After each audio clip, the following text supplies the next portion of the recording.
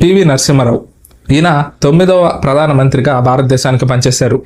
దాదాపుగా 5 ఏళ్ల పాటు 1991 నుంచి 96 వరకు కూడా తను ప్రధానిగా పనిచేశారు. ఈయన హయాంలో భారతదేశం డెవలప్మెంట్లోనూ ఎకనామికల్గాను చాలా అభివృద్ధి చెందింది. 1938లో ఇండియన్ నేషనల్ కాంగ్రెస్లో తను జాయిన్ అయ్యారు. భారతదేశానికి ఇండిపెండెన్స్ తెచ్చే టైంలోనూ తన యొక్క ముద్ర చాలా ఉంది. చాలా పనిచేశాడు పార్టీకి మరియు దేశానికి.